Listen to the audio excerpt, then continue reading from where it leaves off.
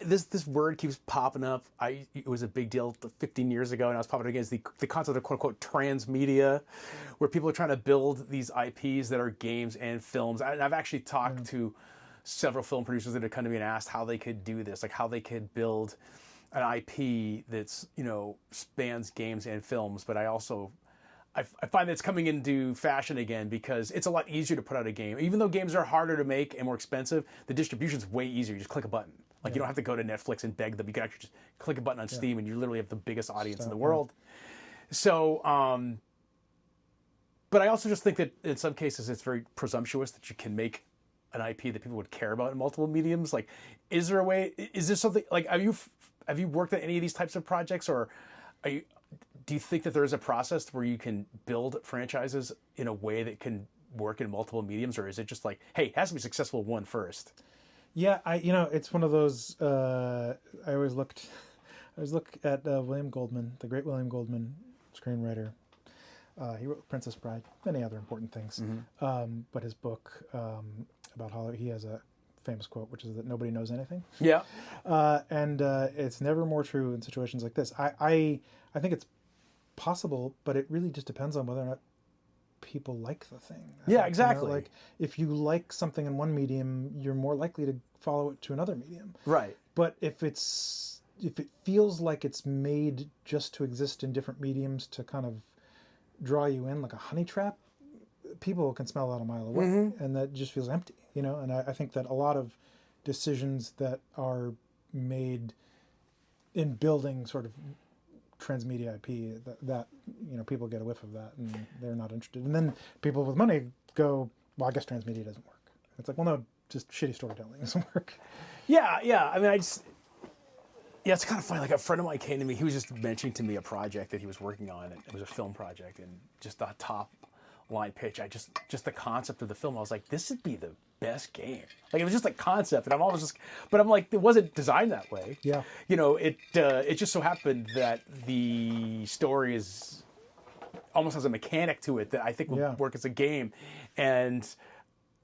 but it's tricky to make them line up because, as we discussed earlier, a movie could be in development for 10 years and you can spend no money on it until the last year of production. Whereas a game, when you start making it, you're immediately spending money because you need to start working on it. You need to start programming, doing the art, everything. There's no like development hell for a game. Yeah, one person can be toiling away on a screenplay thanklessly with no money, I say, with 1,000-yard stare. Yeah. But as soon as you start working on a game, you have employees. That's what when they talk about in film, that's what development hell is, right? It's like nothing's being done. Yeah, and a lot of times, that sort of expands to mean like things are being done, but it's just like it's like rearranging deck chairs on the Titanic. Right, it's not actually making the movie. Yeah. It's trying to make the things you need to make the movie, such as contracts, relationships. And sometimes you get the feeling that like this isn't actually ever going to happen, but we're all stuck having to do these moves, Right. Which is a bummer. Yeah, so that's been my experience in the so-called transmedia world, is the two production processes and timelines do not line up at all, and you kind of have to make one before the other. Yeah, I mean, I wish it was a little more organic, the way that different mediums kind of bled into each other, because it's another thing like VR. I mean, there's just a lot of interesting opportunity for that, but I also think that like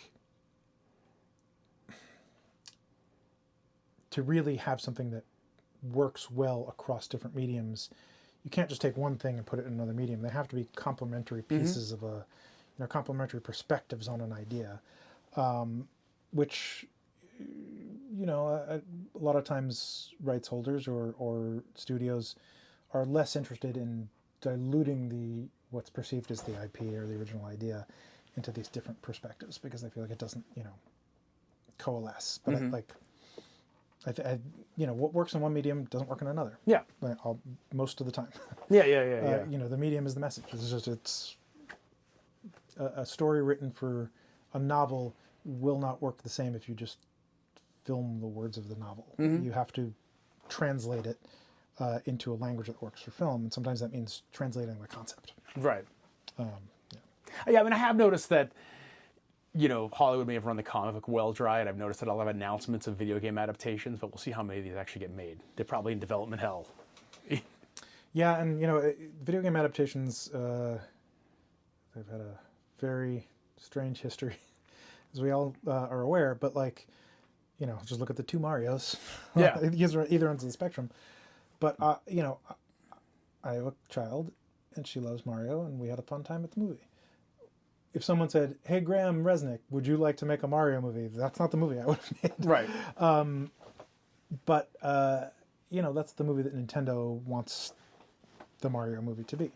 And to me, that felt like about as close to making a cutscene that's 2 hours that you could get. I feel like that's a missed opportunity. But I also understand from a business perspective, that is what Nintendo wanted. I also felt the movie was kind of in line with what Illumination makes. Yeah. It's not really... I kind of felt like it was basically what I would expect. Yeah. No, and like I don't begrudge that at all. Yeah.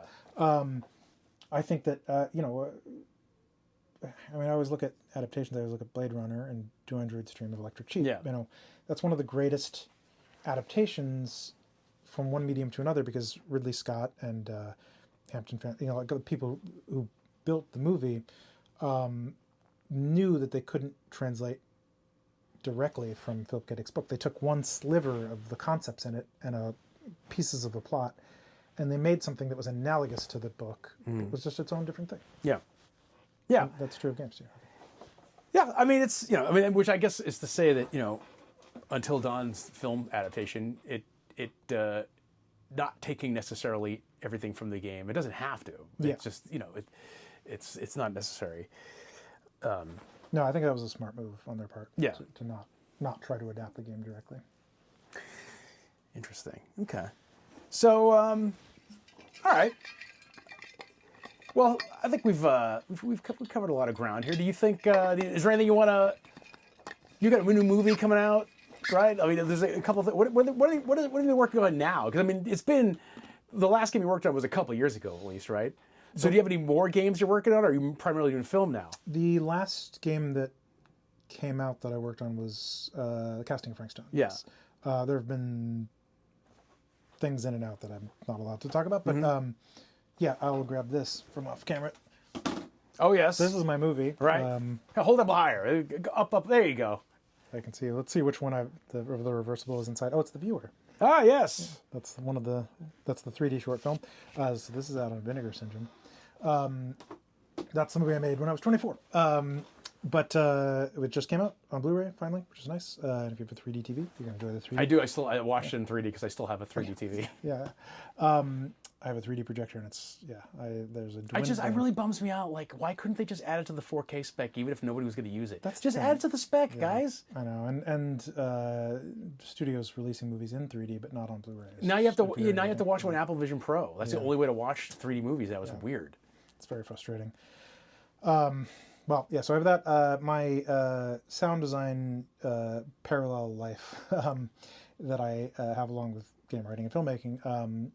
There's a movie coming out called Rabbit Trap that stars Dev Patel by my friend Bryn Cheney from Spectrovision, and that is coming out September 12th. I don't know when this. Who knows when this comes out? It probably comes out in a week when I decide to edit.